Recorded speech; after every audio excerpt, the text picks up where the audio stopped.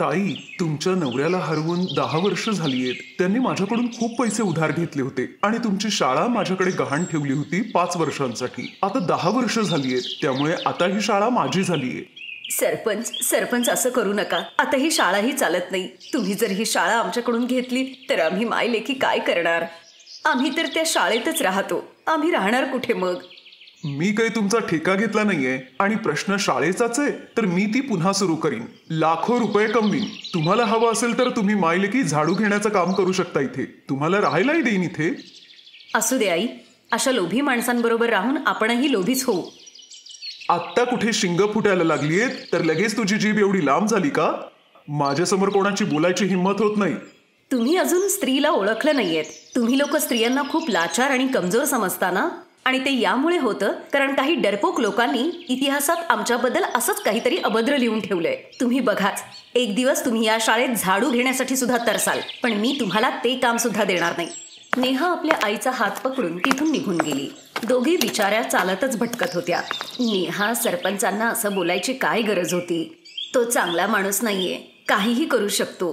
तो चांगला माणूस नाहीये हे मला आधीच माहितीये आणि सगळ्या गावालाही माहितीये. एक दिवस याच सरपंचापासून मी सगळ्या गावाला मुक्त करीन आणि माझ्या वडिलांनाही शोधून काढीन. पण नेहा, आता आपण राहणार कुठे? रात्र पण झालीये. रस्त्यावर असंच भटकत राहणार का आपण? आई, मी पूर्ण प्लॅन केलाय. आपण त्या जंगलात जाऊयात आणि तिथेच तंबू बांधून राहूयात. नेहा आपल्या आईला घेऊन जंगलात आली. दोघींनी लाकडं आणि जुन्या साड्या वापरून एक छान तंबू बनवला. मग तिने मातीची चूलही बनवली. काही तासातच तो पूर्ण सुकला. मग नेहाने नदीतून काही मासे पकडून आणले आणि त्या चुलीवरच स्वयंपाक केला. जेवण झाल्यानंतर त्या दोघी जणी तंबूतच आराम करू लागल्या. आई, मी मुलांना ऑनलाईन शिकवतच होते. आता मी इथूनच त्यांचे क्लासेस कंटिन्यू करीन. हो, आणि इथे या जंगलात तू अगदी शांतीने मुलांना शिकवू शकशील. दुसऱ्या दिवशी नेहा मुलांचे ऑनलाईन क्लासेस घेत होती. तेव्हा ती म्हणाली, मुलांनो, माझं बोलणं नीट ऐका. तुम्ही केवळ माझे स्टुडंट नाही आहात, तर माझी सेना आहात. मी आता या जंगलात राहतीये. इकडे चहूकडे झाडी आणि खूप शांतता आहे. हा व्हिडिओ तुम्ही जास्तीत जास्त लोकांना शेअर करा, कारण मी आता मुलांना फ्री मध्ये शिकवणार आहे.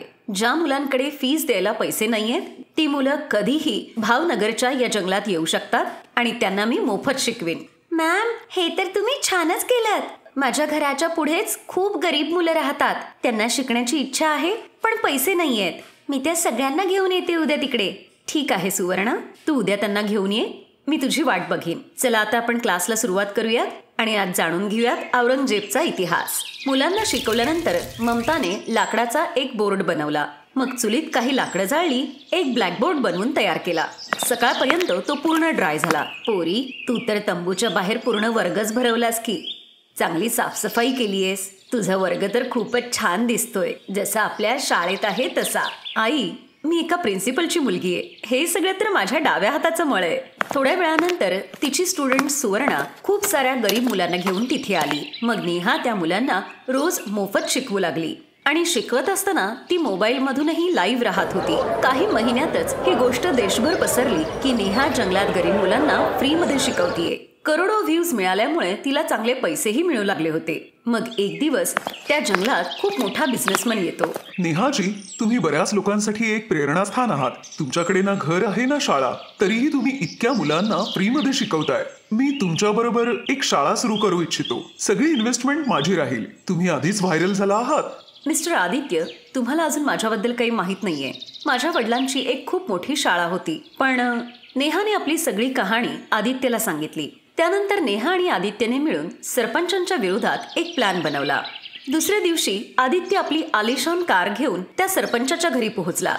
तुम्ही तर खूप मोठं प्रस्थ दिसताय, पण मी ओळखला नाही तुम्हाला. मी लंडनहून आलोय. मला या गावात एक फॅक्टरी सुरू करायची आहे, त्यामुळे मला तुमची परमिशन आणि जमीनही हवी आहे. मॅनेजर, यांना 2 करोड रुपये द्या आणि कागदपत्रांवर सही सुद्धा करून घ्या. 2 करोड रुपये कॅश बघून सरपंचाच्या तोंडाला पाणी सुटलं. त्याने न वाचताच कागदपत्रांवर सही केली. दुसऱ्या दिवशी आदित्य नेहा बरोबर त्या शाळेत आला. हे बघा सरपंच, आता मला सगळं जग ओळखतं आणि तुम्ही तर मला आधीपासूनच ओळखताय. आता चुपचाप हे गाव सोडून निघून जायचं, कारण ही शाळा तर माझ्या नावावर झालीच आहे. तुमची जमीन, तुमची हवेली, आता सगळं माझ्या नावावर झालेलं आहे. याचा अर्थ तुम्ही लोकांनी मला फसवलं. दुसऱ्यांना फसवणाऱ्या बरोबर असंच होतं. आता बोऱ्या बिस्तर गुंडाळा आणि निघा इथून, नाहीतर पोलीस आणि मिलिटरी सगळ्यांना बोलवीन इथेच. मग सरपंचाला ते गाव सोडावंच लागलं. आता त्याची हवेली, शेत आणि ती शाळा सगळं काही नेहाच्या नावावर झालं होतं. हळूहळू रात्र झाली. आदित्य, नेहा आणि तिची आई जसे शाळेत आले तेव्हाच तिथे एक पिवळ्या प्रकाशाने सगळं तेजोमय झालं. त्या प्रकाशाने सगळं स्कूल सोन्याचं झालं आणि स्कूलमधले बेंच सगळे चांदीचे झाले. नेहाजी, हा काय चमत्कार आहे, पूर्ण शाळा सोन्या चांदीची झालीये. तेवढ्यातच तिथे नेहाच्या वडिलांचा आत्मा प्रकट झाला. ममता, नेहा, आज मी खूप खुश आहे. तुम्ही दोघींनी माझा बदला घेतलात. त्या सरपंचाने मला पळवून या शाळेच्या खाली मला पुरलं होतं. मी स्वतःला खूप वाचवायचा प्रयत्न केला, पण ते शक्य झालं नाही. मला हे जग सोडून जावं लागलं, पण आता मला शांती मिळालीये. तुम्ही असं आम्हाला सोडून नाही जाऊ शकत. बाबा, बाबा, तुम्ही देवाला सांगून परत या ना. हे सगळं मी केवळ तुम्हाला मिळवण्यासाठीच तर केलं होतं. पोरी, मी देवाकडे खूप प्रार्थना केली, पण त्यांनी माझं ऐकलं नाही. त्या बदल्यात त्यांनी ही शाळा सोन्या चांदीची बनवली. ही शाळा बघण्यासाठी लोक देश विदेशातून इथे येतील आणि ही शाळा बघण्यासाठी तू त्यांच्याकडून लाखो रुपये चार्ज करू शकतेस. तूही चांगली बिझनेस माइंडेड आहे. मी तुला काहीच सांगण्याची गरज नाहीये. एवढं बोलून तो आत्मा तिथून निघून गेला. आता नेहा आपल्या आईबरोबर अगदी आनंदाने राहू लागली. आदित्यने ते सोन्या चांदीच्या शाळेच्या समोरच अजून एक शाळा उभारली. काही वर्षातच नेहा, मी मोठा बिझनेसमॅन तर आहे, पण माझ्या पुढे मागे मात्र कोणीच नाहीये. मलाही माझी फॅमिली हवीये आणि मला वाटतं तुझ्यापेक्षा चांगली मुलगी मला मिळूच शकणार नाही. आदित्य, मलाही तुझा स्वभाव आणि तुझं बिहेवियर खूप आवडतं, पण माझ्या आईला तुला विचारावं लागेल हे. आईने सगळं ऐकलंय हे. माझी तर खूप दिवसांची इच्छा होती की तुम्ही दोघांनी लग्न करावं, कारण तुमची जोडी धमाल करू शकते. उद्याच गुरुजींना बोलवून तारीख काढून घेते. दुसऱ्याच दिवशी ममताने गुरुजींना बोलावलं. मग गुरुजींनी पत्रिका बघितली आणि म्हणाले, तुम्हा दोघांना तर आधीच लग्न करायला हवं होतं. आता येणाऱ्या 3 दिवसात जर तुम्ही लग्न नाही केलं तर पुढचे 10 महिने तुम्हाला लग्न करता येणार नाही. गुरुजी, तुम्ही काळजी करू नका त्याची. आम्ही परवाच लग्न करू. मग 2 दिवसातच नेहाने आदित्य बरोबर लग्न केलं आणि त्याच गावात आनंदाने आपला संसार करू लागली.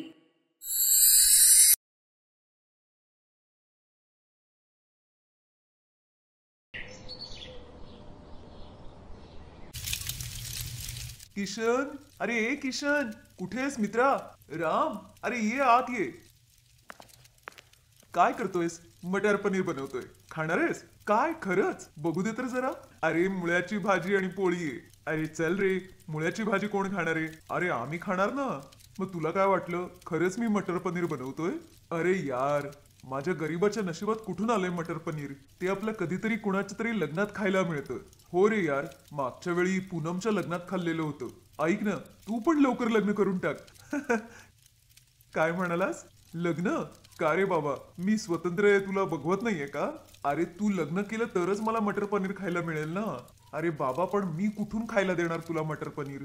माझी हालत तर तुला माहितीच आहे. असं म्हणून किशन आपल्या तोडक्या मोडक्या झोपडीकडे बघू लागला. काळजी करू नको रे, आपले पण दिवस येतील बघ. अच्छा, आणि श्रीमंत होऊन काय करणार आहेस तू? अरे मटर पनीरची लाईन लावीन मी.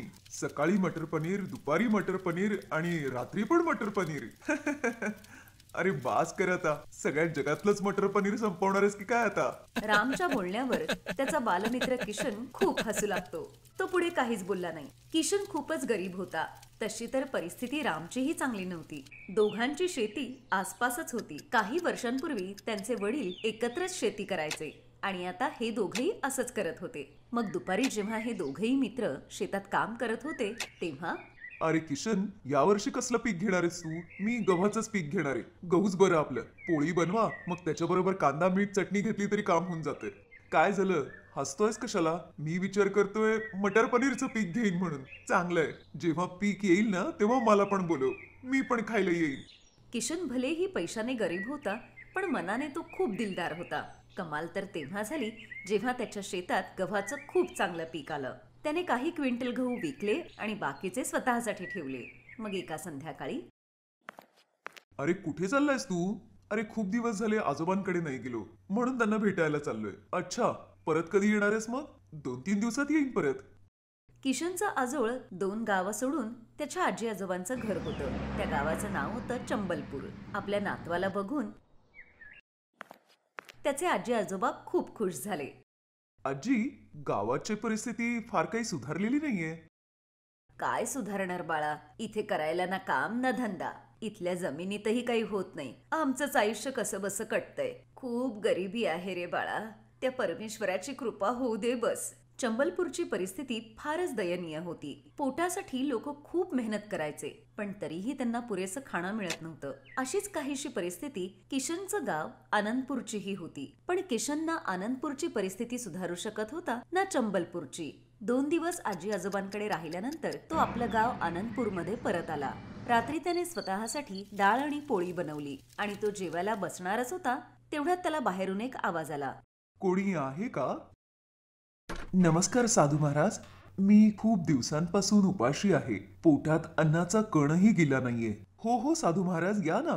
किशनने त्यांना बसायला सतरंजी दिली आणि मग आतून त्यांच्यासाठी डाळ आणि पोळी घेऊन आला, जी त्याने स्वतःसाठी बनवली होती. ताटात त्याने कांदाही ठेवला होता. साधू महाराज अगदी पोट भरून जेवले आणि त्यांची भूक भागल्यानंतर, पोरा, देव तुझं भलं करो, तू एका उपाशी साधूला खायला दिलंयस. तसं नाव काय आहे तुझं? किशन नाव आहे माझं. किशन, तुझ्यासाठी जेवण आहे ना? हो, तुम्ही काळजी करू नका. किशनचं बोलणं ऐकून साधू खूप खुश झाले. ते किशनच्या डोक्यावर हात ठेवून म्हणाले, तू खूपच चांगला मुलगा आहेस. किशन, मला तुला काहीतरी द्यायचंय. नाही नाही साधू महाराज, मला काही नको.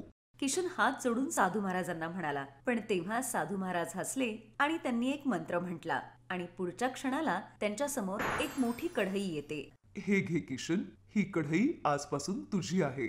नाही नाही साधू महाराज, मला एवढी मोठी कढई नकोय. अरे, ही काही साधी सुधी कढई नाहीये. याच्यात फक्त तू पाणी घाल आणि मग तुला जो पदार्थ हवाय तो याच्यात बनून तयार होईल आणि तू कधीच कोणाला उपाशी ठेवणार नाहीस.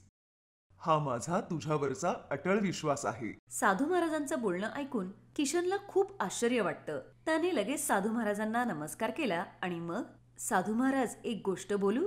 हो बोल ना. मला अजून एक जादुई कढई पाहिजे. लोभीपणा चांगला नाही किशन. नाही नाही महाराज, या कढईतून मी आनंदपूर गावातल्या लोकांना खायला घालीन आणि दुसरी कढई मी चंबलपूरसाठी वापरीन. तिथे खूप गरिबी आणि भूकमारी आहे. ठीक आहे मुला, जशी तुझी इच्छा. फक्त एक गोष्ट लक्षात ठेव, काहीही होऊ दे, लोभीपणा कधी करू नकोस. एवढं बोलून साधू महाराज तिथून निघून गेले. ते जाताच आता किशनच्या अंगणात 2 कढया होत्या. किशन लगेच त्या दोन्ही कढया घेऊन आपल्या स्वयंपाकघरात गेला. तिथे कढई ठेवताच त्याचं स्वयंपाकघर जादूचं बनलं. स्वयंपाकघरातली प्रत्येक गोष्ट चमकत होती. किशनने त्या कढईत पाणी टाकलं आणि लगेच त्या कढईने आपली जादू दाखवायला सुरुवात केली. त्याने त्या कढईत मटार पनीर बनवलं. राम, माझं बोलणं नीट ऐक. माझ्याकडे या 2 कढया आहेत. यातली एक मी इथे ठेवणार आहे. याच्यातून तू उद्यापासून खूप सारं खाणं बनव आणि सगळ्या लोकांना खायला दे. आणि ही दुसरी कढई मी आजी आजोबांना देईन. हो हो, मी दर 2 दिवसांनी येईन. रामने तसंच केलं जसं किशनने सांगितलं होतं. गरिबांना फुकट जेवण द्यायला सुरुवात केली. तिकडे चंबलपूर गावात किशनने आपल्या आजी आजोबांचं स्वयंपाकघर त्या कढईच्या मदतीने जादूचं केलं. असेच बरेच महिने निघून गेले. दोन्ही गावांमध्ये आता कोणीही उपाशी झोपत नव्हतं. एक दिवस किशन आपल्या गावी आनंदपूरला आला तेव्हा त्याने पाहिलं, संपूर्ण गाव महापुरात बुडलेलं होतं. अरे देवा, हे काय झालं सगळं? ही कसली शिक्षा देतोय देव? किशन असं बोलतच होता, तेवढ्यात त्याच्या बाजूला तेच साधू पुन्हा प्रकट झाले. महाराज, तुम्ही? पण यांनी काय केलंय? तुझ्या मित्राच्या मनात लोभीपणा निर्माण झाला होता. तो त्या जादुई स्वयंपाकघरातून खाणं बनवून ते विकत होता आणि गाववाल्यांना जेव्हा या जादुई कढईबद्दल कळालं तेव्हा ते ती कढई लुटण्यासाठी प्रयत्न करू लागले. या सगळ्या गडबडीत त्या कढईतलं पाणी खाली पडलं आणि या गावात महापूर आला. या सगळ्यांवर दया करा महाराज आणि या सगळ्यांना वाचवण्यासाठी उपाय सांगा. त्या सगळ्यांनी माफी मागायला हवीये. हो हो, आम्ही माफी मागतो. आम्हाला माफ करा साधू महाराज. ठीक आहे, मी या गावाला अगदी पहिल्यासारखाच करतो. साधू महाराजांनी मंत्र म्हटला आणि पुढच्या काही क्षणातच महापुराचं सगळं पाणी त्यांच्या कलशात आलं. त्यानंतर सगळ्या गावकऱ्यांनी लोभीपणा न करण्याची शपथ घेतली आणि मग सगळं छान झालं. Best buddies. हॅलो मित्रांनो, हा व्हिडिओ पाहिल्याबद्दल धन्यवाद. जर तुम्हाला हा व्हिडिओ आवडला असेल तर कृपया लाईक, सबस्क्राईब आणि कमेंट नक्की करा. आणि हो, शेअर करायला पण विसरू नका. अजून असेच मजेदार व्हिडिओ पाहण्यासाठी खाली दिलेल्या घंटीला दाबा. बघत रहा बेस्ट बडीज.